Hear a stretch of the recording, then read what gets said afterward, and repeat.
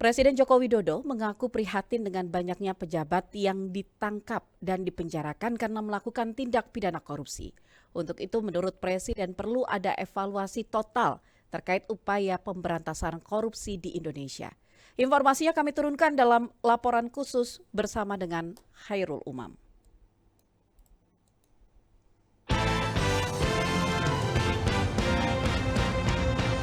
Editorial.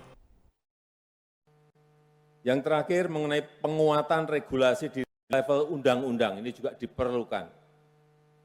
Apa? Menurut saya, undang-undang perampasan aset tindak pidana ini penting segera diselesaikan. Presiden Joko Widodo mengaku prihatin dengan banyaknya pejabat yang ditangkap dan dipenjarakan karena melakukan tindak pidana korupsi. Bahkan kata Jokowi, dirinya menilai tidak ada negara lain yang menjarakan pejabat korup sebanyak di Indonesia. Jokowi menjelaskan, sejak tahun 2004 hingga 2022, terdapat ribuan pejabat yang ditangkap dan dipenjara karena melakukan korupsi.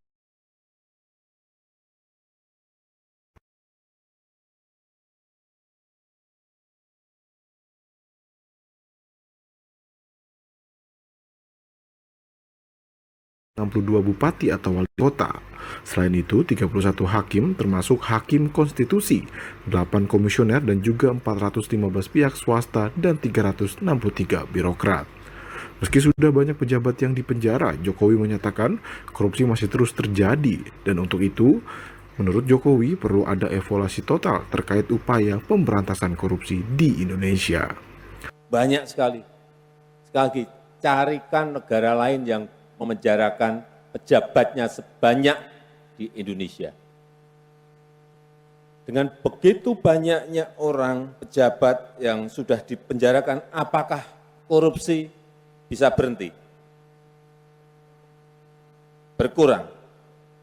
Ternyata sampai sekarang pun masih kita temukan banyak kasus korupsi. Artinya ini kita perlu mengevaluasi total. Lebih lanjut, Ketua Sementara KPK Nawawi Pumulango menyatakan perlu adanya kajian untuk melakukan pencegahan korupsi, seperti mempercepat undang-undang perampasan aset dan juga peredaran uang kartal. Kemudian di dalam pernyataan apa yang disampaikan dalam pembukaan tadi itu kemudian betul-betul memberikan dorongan yang begitu kuat bagi upaya pemberantasan korupsi.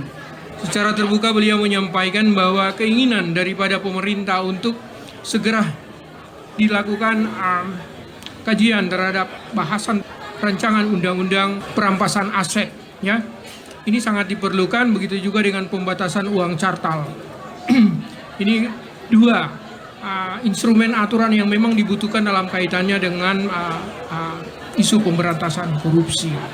Oleh karena itu, Deputi Sekjen Transparansi Internasional Indonesia Wawan Heru Suyatmiko mengatakan hal ini dapat berpengaruh terhadap para pengusaha yang akan menaruh sahamnya di Indonesia.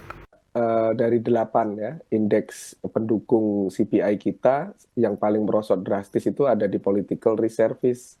Artinya bahwa para pebisnis melihat bisnis di Indonesia ini sangat-sangat berisiko. Dan resikonya tidak main-main, resikonya adalah resiko politik, gitu ya, bukan lagi resiko untung rugi dalam bentuk transaksi ekonomi. Dalam kesempatan ini, Jokowi juga mengajak kepada seluruh elemen bangsa untuk bahu-membahu mencegah dan memberantas korupsi. Hal ini mengingat korupsi merupakan kejahatan luar biasa yang menghambat pembangunan, merusak perekonomian bangsa dan juga menyengsarakan rakyat. Dari Jakarta, Khairul Umam, Pro 3 RRI melaporkan.